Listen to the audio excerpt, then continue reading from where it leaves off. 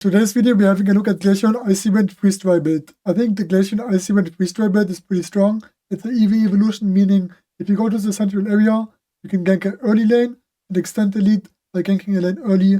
For example, taking Ghatlue blue buff and red buff, ganking bot lane, or taking the Ghatlue blue buff and then red buff and ganking top lane. Glaceon is a really strong character overall, and it's really good into double defender and double speedster. And in this game in particular, we played against double defender and double speedster. Throughout the game, I'm going to explain you guys how to play the Icy Wind Freeze-Dry build and why you should play Amplifier and Shell Bell when you don't play with emblems, because then you can get your Icy Wind reset. But I'm also going to show you guys an emblem page that you can use to have a really strong item set, item build with Glaceon.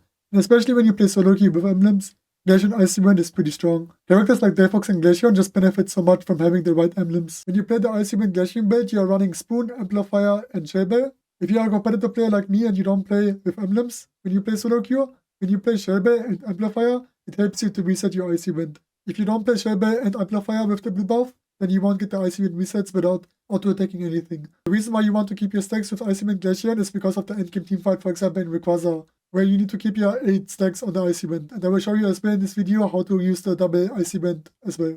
For the casual players who are playing with emblems, you can play the 7 black and 6 green emblem page that I'm showing right now. It focuses on special attack and speed, because the 7 black emblems and 6 green emblem page that I showed you in my previous videos with the mages that usually random mage build, it's not good for Glaceon because Glaceon needs crits. If you play Icy Wind and you crit, you deal so much damage. And with the usual mage emblem page, I have like -2 crit in the emblem page. So use this emblem page for Glaceon Icy Wind, because you don't want to have minus crit when you play Icy Wind. Critting is really strong with Icy Wind. So I hope you guys are going to enjoy the video and learn how to play Icy Wind Glaceon and get better at it. Alright guys, before we start the video, we will have a look into the matchup.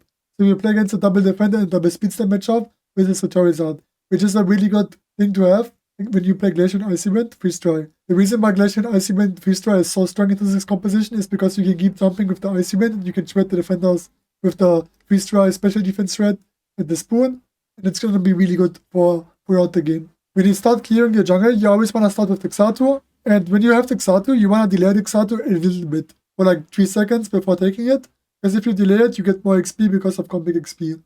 So delay the Ghatlue a little bit, hitting the Ghatlue now, and then taking the blue buff. After you take your blue buff, what I do is, I take the red buff, and then I get top lane or bot lane. Because I'm Glaceon, and it's only level 4 Spike jungler, and I'm playing Icy Wind, I'm trying to gain my Icy Wind stacks with the red buff, by taking the red buff and seeing what the enemies are doing. The Charmander in this game, for example, was trying to score, try to like stop and then just use the jump pad to jump over the jungle. Was pretty weird, but now we took the blue buff and the red buff and we're ganking top lane. After you take ganking top lane, you have your 8 Icy Wind stacks and you're trying to auto-attack the enemies. If you can't auto-attack them, look for farm. The enemies also have EV evolution, which is Leafeon, and this Leafeon is playing Razor Leaf in this game. So not Solar Blade a bit stronger in the early game in terms of securing the creeps, but you play Icy Wind, which is good against Leafeon. You always want to look for the Swablues, using the Icy Wind earlier to not lose your stack, and then just looking for small Swablues. Glaceon in general doesn't really have the best trading when it comes down to secure, because it's like single damage secure, right? So you want to take the blue buff, and when you play Glaceon against a Speedster, you could invade. In this game here, the Metagross decided to invade, but the Charizard was bottled as well. This Charizard was playing extremely weird, but I think it's just solo queue, right? You're getting top lane, taking bot lane. The start of the season, it's always a bit weird to play with solo queue players and solo queue players. Anyways, you always want to look forward to get your level 6. After you get your level 6, you have your Freeze-Dry, and it's really good combo. So what you want to do is you want to use Icy Wind, then you want to use Freeze-Dry, and then auto-attack. Because after you hit your like Freeze-Dry, you get the special defense shred. You don't get the special defense shred before hitting the Freeze-Dry. So always keep in mind, when using Icy Wind, always activate Freeze-Dry before activating the Icy Wind. Glaceon is a jungler that doesn't require level 9, right? If you're level 8, what I do when I play Glaceon or any level 8 junglers power spikes, I try to threaten the lanes by ganking them early and being as annoying as possible in the early game for the enemies to not have any threat potential. Ganking top lane, ganking bot lane, and trying to starve enemies by starving them with XP, not giving them any chance of comeback in the early game to be able to have a better late game. So we were trying to push bot lane, constantly pushing them, constantly adding pressure to the map for the early game, and being as annoying as possible. Activating your ultimate to reposition yourself, getting the Amplifier out, and then dealing more damage with the Icy Wind. After you take the objective, you always want to take the bottom objective, and the bottom objective is a Reggie Steal, right? So after taking the Reggie Steal, you need to think about what you want to do next. So while hitting the Reggie Steal, because it's free, you can think about what you want to do next. The bot lane doesn't require help, so you can just take your jungle rotation, reset your jungle, the swap is spawn in 10 seconds in the middle as well. So you always want to take your blue buff when you play the Icy Wind build. Keep in mind to not get invaded, and always keep in mind your blue buff, because you want to get the Icy Wind resets with the blue buff. So always using the Icy Wind to reposition yourself, jumping, auto-attacking the speed stars if possible, because then you can just one-shot them just like this, and then you attack the defenders. And if the defenders poke up and don't respect you, hit the defenders. But if the speedsters also not respecting you, focus on the speedsters before hitting the defenders, if you can possibly one-shot the defenders, right? So keep focusing the defender, keeping your space. When the blast uses Unite, you use Icy Wind to jump out. Then you're gonna see where the Leafeon is. The Leafeon decided to attack the Metagross instead of me, but I still try to reposition myself for the Leafeon to have a harder time to engage on me. So when I keep taking the blue buff, always take the enemy blue buff as well. It's pretty good. Using Icy Wind to reposition, then using the ultimate to slow the enemies. It's good to use your ultimate to slow enemies, to reposition yourself. And also, if you activate your ultimate, you can have the reset on the Icy Wind on your passive, and then keep auto-attacking with the Icy Wind, keeping your stacks up, keeping the resets up. And as you can see, I always use Freeze Dry, then Icy Wind. Freeze Dry, Icy Wind. So Icy Wind, Freeze Dry, Icy Wind. Then we're gonna take the Swablues, and after we take the Swablues, the next part is to take your jungle. Taking your jungle as well is important. Having the blue buff every time up is one thing that you always need to keep in mind when you play Glaceon. But this time around, we just play bot lane side and we try to protect. Drop the Freeze Dry, and then use Icy Wind to reposition yourself.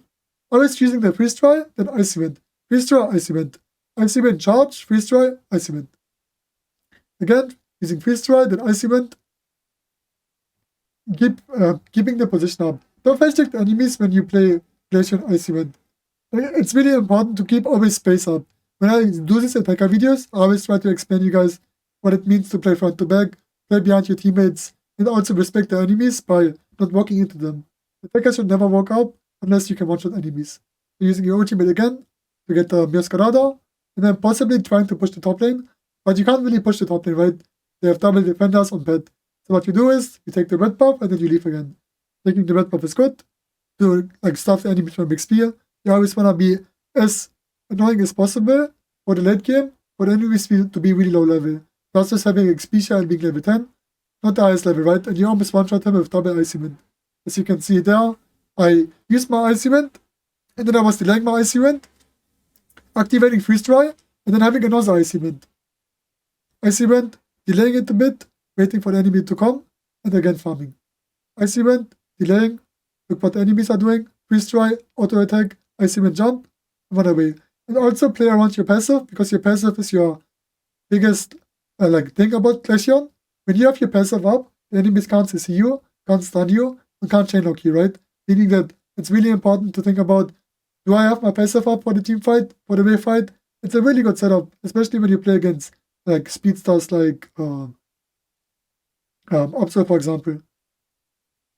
And always farming, looking what the enemies are doing, and then possibly trying to kill the Mioscarada with the Icy Wind, double Icy Wind again, and then trying to take the enemy blue buff, having the conflict wheel you, and then just playing it slow. It's pretty annoying when your teammate is taking the blue buff, because it's just really important to play blue buff. But as I said earlier, if you play Amplifier, you possibly don't need the blue buff, like the 7 black emblems, but I think blue buff is really, really good on Glaceon.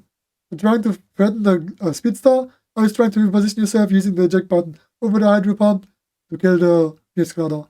Being a really menace in this game and just being constantly aggressive. Always trying to play aggressive, especially when you have your comfy on yourself.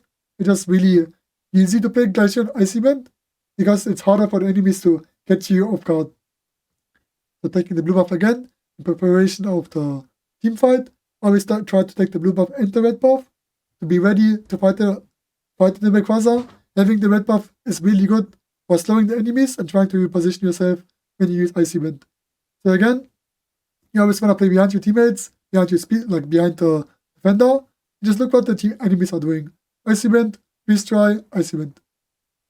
They're always trying to use your teammates as a shield to reposition yourself. Then again, freeze through Icy Wind. But you need to also keep in mind your ultimate can get cancelled. But if you have Amplifier, instead of having a 90% cooldown reduction on the ultimate, you will have your ultimate instantly back again. So don't worry about that. The Charizard, for example, did the wrong ultimate targeting, but now Glaceon like it's engaging. You have two options when you play the wave fight. You can try to flip the Rayquaza or zone the enemies by like killing them with the Icy Wind, right? Keeping your Icy Wind, stack Icy Wind into another Icy Wind, pushing the enemies away. When the Rayquaza is getting low enough, look for the potential on the Rayquaza. Hitting the Miascarada and then instantly ripping it if the enemies are not there. The cool thing about Icy Wind Glaceon is when you hit Icy Wind on the Rayquaza or objectives in general, it goes really fast. So the secure can be really solid with the Icy Wind build. So again, when you have the Rayquaza shield and you have Icy Wind, it's such a burst damage. It's insanely huge damage. So we're gonna look for an enemy and then we can try to one-shot them with the Icy Wind. Look at the Miascarada damage. Destroy Icy Wind. 70%!